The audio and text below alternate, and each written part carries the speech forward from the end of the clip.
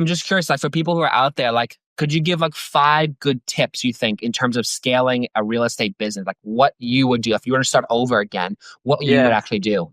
Yeah. I think it's funny because when I first started, I had not a single system or person or anything, to help. So I was doing it. I mean, I was collecting checks literally like with my hands, and I was collecting quarters at buildings that had coin op washing machines, in Ziploc bags, and like doing all of that completely solo. Um, got to a place where I could start outsourcing some of the property management and all that, but it wasn't for probably 7 years. I was doing all that I mean, all of it for 7, 8 years. Um, in terms of systems and like, or teachings, I guess, if I could go back in time, like what I would do is I would probably try to find, I've always been good about finding mentors, and people that I could ask questions to and people Yeah. that, would be good sources of information for me, but I didn't seek partners, Mm, like that's not, I didn't have that. So like, I really have just been running solo until about a year and a half, 2 years ago, when I partnered up with my now partner and we put together this business. Now we have a ton of partners, and I'm learning that's the secret to growth. But 22-year-old me, I would have preferred to find like me now, and then found a way to provide value for somebody that had a machine that's already working, and then just scale from there. And I probably would have taken 5 or 10 years off the growth curve, I guess. yeah. And it's kind of funny too, because I know some people think like this. I don't know if you do.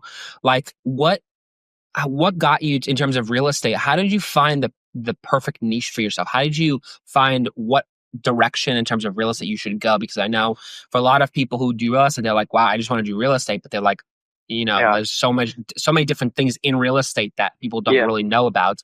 Like, Yeah. how do you find and identify an untapped market? Like, where do you go in terms of that Yeah. direction?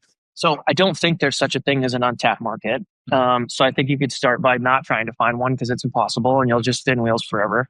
Yeah. I think figuring out your risk tolerance and what you appreciate is important. So, like for me, I like really conservative things that produce good results. Right. Like that's just kind of how I've always been wired. I'm a bit of like an old person in that perspective. Like I feel like I just want things to be steady Eddie, but I also want them to be better than the stock market or whatever it would be in terms of returns.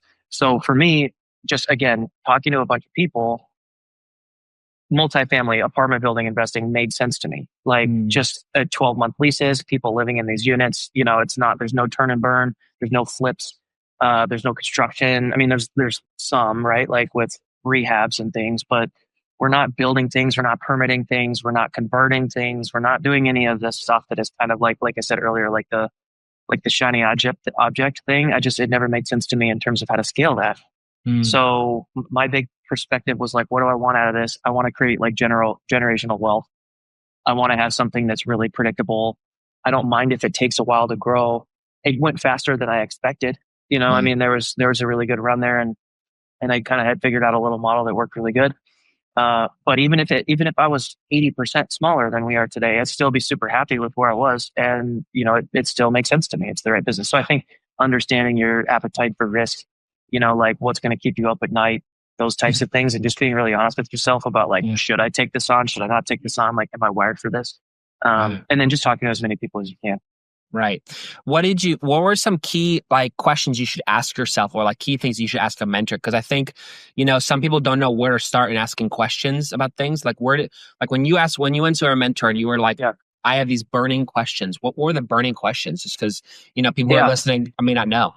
Yeah. What would you do if you went back in time? Same thing you just asked me. Yeah. I also have found particularly successful people. If you are somebody that is hungry, or motivated, respectful, like all of these things that just make up like a good human being.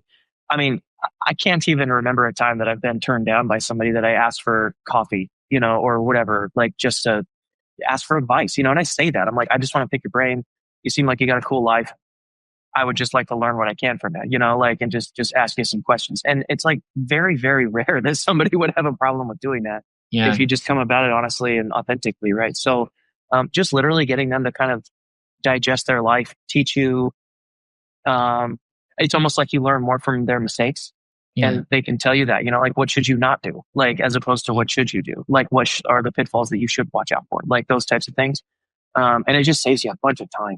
Yeah. I bet. Yeah.